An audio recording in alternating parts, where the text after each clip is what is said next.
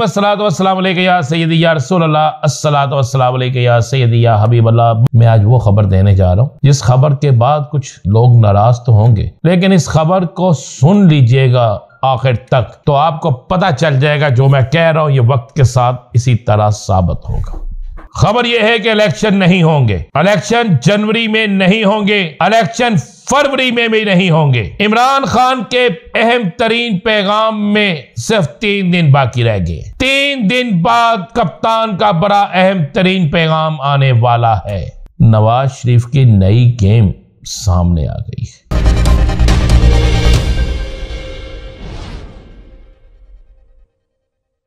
बिस्मिल्लाहिर्रहमानिर्रहीम। अस्सलातु या सय्यदी या रसूलल्लाह, अस्सलातु या सय्यदी या हबीबल्लाह। बड़ी तब्दीली आ गई, बहुत बड़ी तब्दीली देखने में आ रही है। तब्दीली यह है कि मौलाना फजल रहमान ने कह दिया है कि मैं चाहता हूं कि हर सियासतदान जेल से बाहर हो और जेल से बाहर आकर वो इलेक्शन में हिस्सा ले और आपस की तलखियां दूर हों। अवाम हमारी तलखियों से तंग आ चुके हैं। क्या बर्फ पिघलने लगी है या फिर सियासतदानों को कुछ नजर आ गया है? मैं आज वो खबर देने जा रहा हूं जिस खबर के बाद कुछ लोग नाराज तो होंगे, लेकिन इस खबर को सुन लीजिएगा आखिर तक तो आपको पता चल जाएगा जो मैं कह रहा हूं ये वक्त के साथ इसी तरह साबित होगा। खबर यह है कि इलेक्शन नहीं होंगे, इलेक्शन जनवरी में नहीं होंगे, इलेक्शन फरवरी में भी नहीं होंगे। ये खबर दे रहा हूं आपको। किस तरह ये आपको बताऊंगा। इमरान खान के अहम तरीन पैगाम में सिर्फ 3 दिन बाकी रह गए। 3 दिन बाद कप्तान का बड़ा अहम तरीन पैगाम आने वाला है। नवाज शरीफ की नई गेम सामने आ गई है। पहले बात करते हैं, गौर से सुनिएगा इलेक्शन के हवाले से।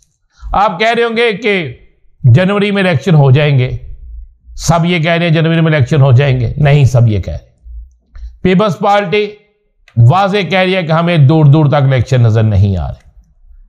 फजल रहमान का रवैया, फजल रहमान की गुफ्तगू इस बात का इशारा दे रही है कि इलेक्शन में कोई गड़बड़ है। चले अब आपको गेम बता रहा हूं। IMF इलेक्शन चाहती है, यूरोपीय यूनियन इलेक्शन चाहती है, इंटरनेशनल कुव्वतें इलेक्शन चाहती हैं, और बाऊजी भी तो इसीलिए आ रहे हैं ना कि शायद वो वजीर आजम बन जाए।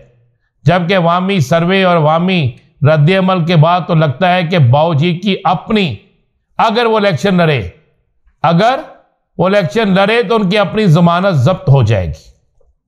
हालांकि हमारे एक दोस्त हैं इत्तेशामुल हक साहब, उनकी पूरी फैमिली जो है वो पाकिस्तान तरीके इंसाफ के साथ है।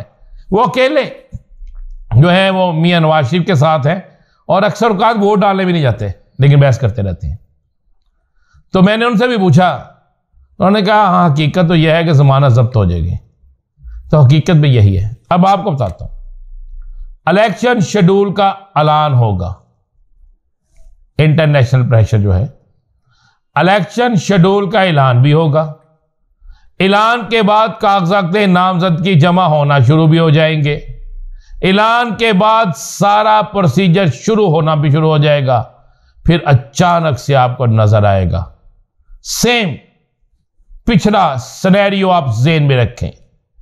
अचानक से आपको नजर आएगा कि इलेक्शन से कुछ अरसा पहले कागजात नामजदगी वगैरह जमा होने के बाद अचानक से 2, 4, 6 जमातों की तरफ से कोई चीज सामने आएगी और उस चीज को सामने आने के बाद इलेक्शन मुलतवी हो जाएंगे। और मुलतवी कहा जाएगा कुछ अरसे के लिए, डेट दे दी जाएगी। फिर उस डेट पर भी इलेक्शन नहीं होंगे। इसीलिए ये जो बातें मैं आपको बता रहा हूं, इन बातों की ही वजह से इंटरनेशनल कुव्वतों की मुज़ाहमत या मुदाखलत इलेक्शन अनाउंस करवाएगी। पाकिस्तान की सियासी जमातें जो इलेक्शन चाहती हैं वो इलेक्शन में हिस्सा लेने के लिए कोशिशें करेंगे, लेकिन उन्हें नजर आ गया कि इलेक्शन नहीं हो रहे। पक्की खबर आपको दे रहे, सेम इसी तरह होगा जो मैं आपको बता रहा हूं। फिर आप कहेंगे क्या राना अजीम के पास कुछ जादू था, किसी वक्त से पहले पता था आप, लेकिन इन चीजों को ज़हन में रखिएगा, सेम इसी तरह ये होगा। क्योंकि बहुत सी सियासी जमातें ये चाहती हैं, समेत बाऊजी की जमात, कि पाकिस्तान में इलेक्शन जीतने के लिए इमरान खान की सियासत खत्म हो।